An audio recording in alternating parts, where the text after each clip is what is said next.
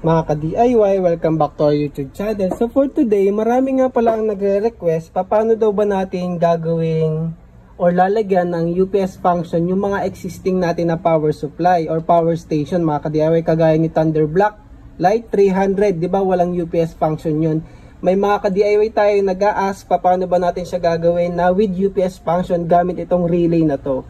Kasi di ba may video na tayo na ginamit natin itong relay na to, mga ka-DIY, yung sa power station ni DIY Pinoy, yung Ocean Breeze 3. Ginawa natin to na merong UPS function gamit ang relay na to. Ngayon, paano kung meron ka ng existing na power station kagaya ni Thunder Black Light 300? So, paano natin gagawin siyang with UPS function? So, ganito lang ang kailangan nyo, mga ka-DIY.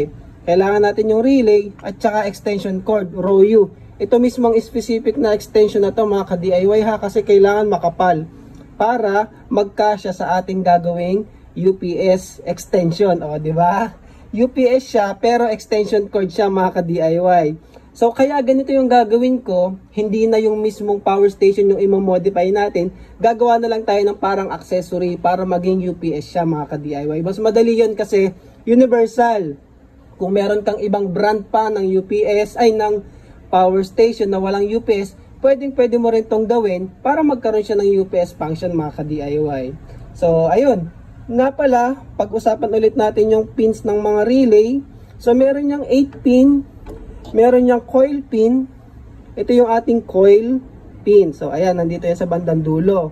Tapos, meron tayong output pin. Ito yan. Yun nandito. Pansinin nyo yung white wire. Yan yung ating output pin.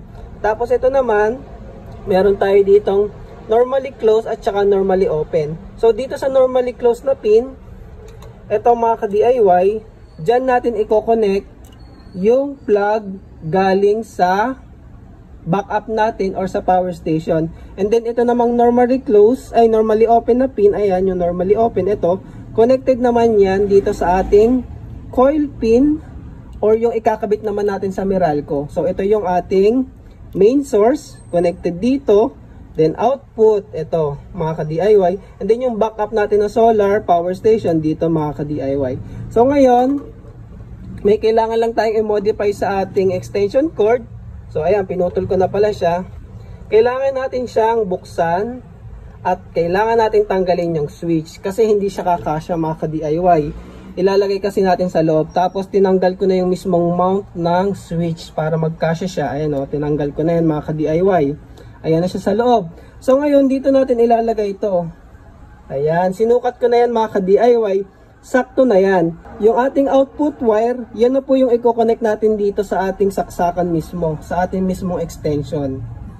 Yan. Tapos itong mismong wire ng ating extension, ito yung isasaksak natin sa Meralco, ikakabit natin yan dito. Kasi ito nga yung coil pin natin, tsaka yung normally open pin. So kapag sinaksak mo itong, mga ka-DIY, may energize yung coil, ang lalabas sa output natin ay Meralco dahil nga may jumper tayo dito. Ngayon, pag nawalan ng kuryente, mamamatay yung coil, ang lalabas sa ating output pin ay galing naman sa backup kasi siya yung normally closed, mga ka-DIY. So, ngayon, ihinang natin.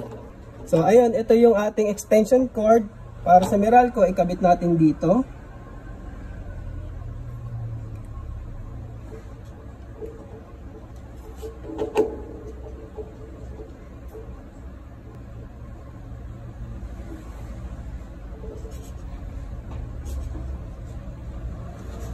Ayan.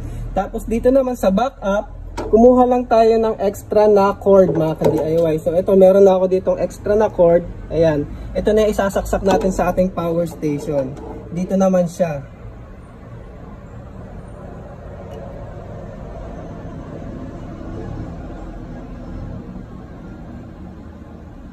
Ayan.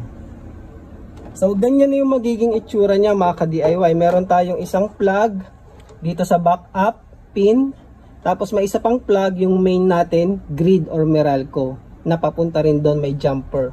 Tapos yung output na, ihinang na natin yung ating output. Ngayon, ipupwesto ko lang yan dyan. Sana magkasya. Ayan. Yung ating output wire,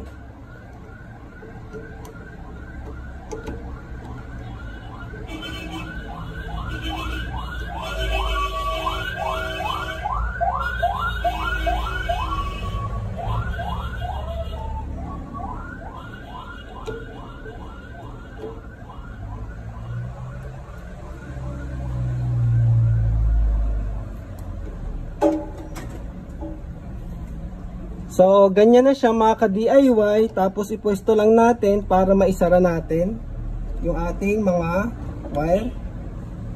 Ayan. Tapos, tatakpan na natin.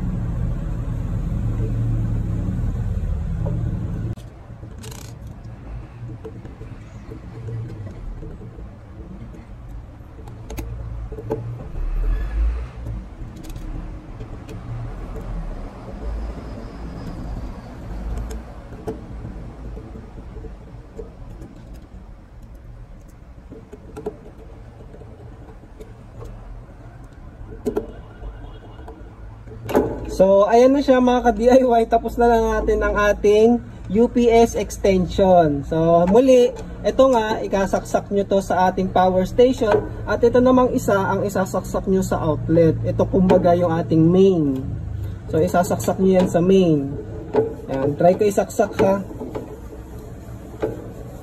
So, kung meron kang power station na walang UPS, gawa ka lang nitong UPS extension. So, ayun, nakikita nyo ba, may ilaw kasi yan, medyo nandun lang sa loob. So, energized na yung ating main. So, tingnan natin. Meron na yung output. Kasi nga, extension yan, nakakonect na.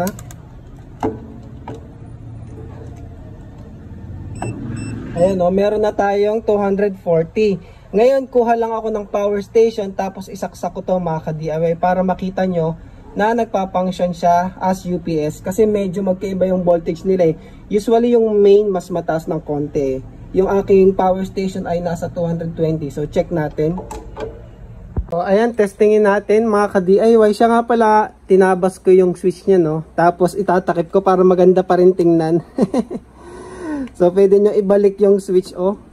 Igugulo ko na lang yan oh, 'di ba? Hindi na halata na ano siya. Medyo pangit eh kasi butas. Pero iguglo ko na lang yan mga ka-DIY.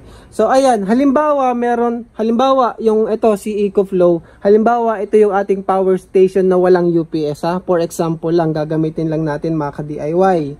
So sa kanya mo isasaksak itong kulay itim which is yung backup natin. So ito ay example lang mga ka-DIY ha. Pwedeng ibang power station yan. Halimbawa yung power station nyo nga na walang UPS function. Ito kasi meron eh. Pero example lang naman.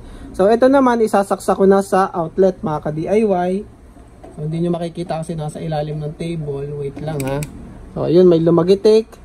So, ipakita ko sa inyo yung output ng ating mga power station. Kita ba? Kita ba dito? Ayan, oh. So, pag mineasure natin yan, makikita nyo ay 239. Yan yung galing sa ating Meralco. Ngayon, pag tinanggal ko yung saksak sa Meralco, o ayun, nag-switch over sa ating UPS or sa ating power station yung power natin mga ka-DIY. Bakit? Kasi from 240 naging 230. So ibalik ko ulit ha para makita nyo. So ayun, nag-switch over ulit siya nung sinaksak ko sa outlet. 240 siya mga ka-DIY. Gawin natin. Tapos pag tinanggal ko nga sa saksak, ayun o, nagsi-switch over siya sa 230 which is yung ating power station. Pakita ko sa inyo yung sine wave. So ayan, 240 volts to. Yan yung kay Meralco. Tatanggalin ko ulit. Makikita nyo. Ayun o. Nag-switch over na siya kay EcoFlow. O ayun o. So smooth na smooth. So, meron ka ng UPS extension cord mga ka-DIY. Hindi mo na kailangan buksan yung iyong power station. Halimbawa nga si Thunderbox o kaya iba pang power station. Wag na si EcoFlow kasi meron na yan eh. May UPS na yan. So, pwede nyo tong gayahin para magkaroon ng UPS function yung inyong power station. Ngayon, try natin sa laptop syempre. Para makita nyo yung totoong function ng ating UPS. Mga ka-DIY, sa setup nga pala natin na to na UPS extension, dapat yung power station nyo ay laging nakasaksak, laging naka-charge at saka laging naka-on yung AC output. Kasi ganyan kapag UPS, buhay talaga yung AC output ng ating power station. Kasi yun yung nakaabang lagi eh. So meron yung minimal loss, syempre yung standby power na kinakain ng inverter. So ayun, kung meron namang bypass mode yung power station nyo, walang problema sa battery kasi direkta yung power niya nanggagaling na dun sa charger nun mga ka-DIY. So ayun lang, baka kasi malimutan yung i-charge yung power station kapag gagamitin nyo sa UPS extension natin. Dapat nakasaksak yun mga ka-DIY, dapat naka-charge. So ngayon ay nakasaksak na yung ating laptop. Ito nga palang laptop na to ay walang battery. So tanggalin ko yung saksak ha para makita nyo. Ayan, hindi yan mabubuhay kasi wala siyang battery. Ngayon isaksak natin, and then habang nagbo-boot, tatanggalin natin yung saksak ng ating UPS extension. So buhayin natin. Ayan, powering on na siya. Tapos tatanggalin ko na yung saksak mga ka-DIY. Ayan, no? Tinanggal ko na yung saksak. Nakita nyo, tuloy-tuloy pa rin siya nagbo-boot. Tapos yung power, nagkaroon ng power output yung ating UPS. Ay, yung ating power station. So gumagana yung ating UPS extension. Hindi na interrupt yung pag-boot ng ating laptop. So kahit nag-brown out, which is sinemulate nga natin ang pagtanggal ng saksak, tuloy-tuloy pa rin yung ating computer. So saksak ko ulit ha. Pansinin niyo yung output ng power station, mawawala yan kapag sinaksak ko na ulit mga ka-DIY. Kung maisushoot ko. So ayun no. So nag-zero na siya. Ibig sabihin sa Meralco na ulit kumukuha ng power ang ating laptop. Sample lang tong laptop na to ha. Pwede naman yan na computer talaga eh. Wala lang kasi akong desktop eh. Kaya ang ginagamit na lang natin na test ay laptop na walang battery. So ayan oh. So tanggalin ko ulit ha. O ito, tatanggalin ko yung saksak. O ayan oh. Tanggal na mga ka-DIY. Pero buhay na buhay pa rin yung ating laptop na walang battery. So sa power station na siya kumakain. So ayun lang mga ka-DIY para sa video na to. So kung gusto nyo, mag-DIY na kayo ng UPS extension. So di ba ang dali lang. Kailangan nyo lang ng extension cord at saka relay mga ka-DIY. So kapag UPS, meron niyang power loss syempre dun sa relay at saka yung standby natin na backup power kasi buhay siya parate. Ang pinoprotektahan mo naman dun kasi yung inyong device na mas importante kesa dun sa power loss na nagagamit ng ating relay at saka ng standby power natin. So yun lang mga ka-DIY, sana nag-enjoy kayo sa video na to. Please don't forget to like and share and subscribe to our YouTube channel. Yung link pala ng power station or nung extension cord na to ay nandito sa view product. Pati yung relay ilalagay ko dito sa view product sa may bandang left side. I-click nyo na lang mga ka-DIY para ma-redirect kayo. So ayun lang, maraming salamat and thank you for watching.